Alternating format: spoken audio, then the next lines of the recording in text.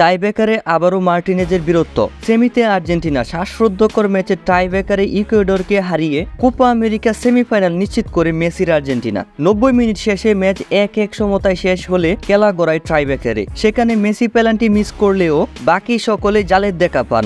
আর ইকুয়েডরের প্রথম দুই ফুটবলারের পেনাল্টি থেকে আবারও নায়ক বনে যান এমিলিয়ানো মার্টিনেজ।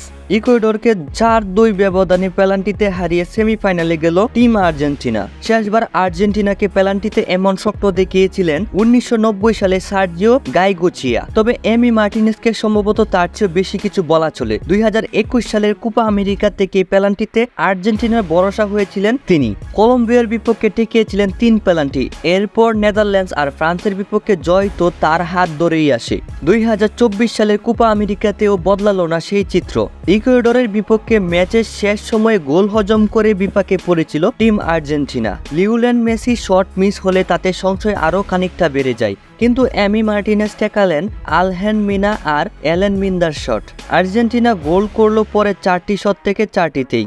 আর এতেই নিশ্চিত হয়ে যায় ইকুয়েডরের পরাজয়। আর অন্যদিকে নিশ্চিত হয়ে যায় আলভেস ইলেস্তাদের সেমিফাইনালে যাওয়া। পুরো ম্যাচে আর্জেন্টিনাকে ভুগতে হয়েছিল ইকুয়েডরের জটিকা আক্রমণের সামনে। প্রথমার্ধে একাধিকবার দল বিপদের মাঝে পড়লেও লিসান্দ্রো মার্টিনেজের গোলে অস্তিত্ব ফিরে পায় টিম আর্জেন্টিনা। কিন্তু দ্বিতীয়ার্ধের একেবারে শেষ সময়ে এসে গোল হজম করলো আলভেস ইলেস্তারা। পুরো ম্যাচে ইকুয়েডরের রং বদলের সামনে বিপাকে পড়েছিল আর্জেন্টিনা। শেষ পর্যন্ত বিপদটা হয়েও গেল। আর্জেন্টিনার দর্শকরা যেখানে জয়ের জন্য প্রস্তুতি নিচ্ছিল, ঠিক তখনই যেন এলো এক ধাক্কা। অতিরিক্ত 1 মিনিটে ইকুয়েডর একটি গোল করে বসে আর্জেন্টিনার গোল পোস্টে।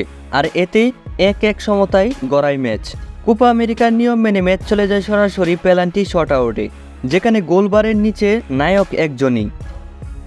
তার হাত ধরে আবারও আর্জেন্টিনা চলে গেল কোপা আমেরিকার সেমিফাইনালে। এখন দেখার বিষয় টিম আর্জেন্টিনার জন্য বিশ্বকাপের মতো আরও কি সারপ্রাইজ দিতে পারে আর্জেন্টিনার ভক্তদের বাস পাখি এমিলিয়ানো মার্টিনেজ। তো বন্ধুরা, আপনারা কারা এমিলিয়ানো মার্টিনেজের ভক্ত রয়েছেন তারা অবশ্যই কমেন্ট করে জানাবেন। এবং আপনি যদি ফুটবল লাভার হয়ে থাকেন তাহলে অবশ্যই চ্যানেলটিকে সাবস্ক্রাইব করার অনুরোধ রইল।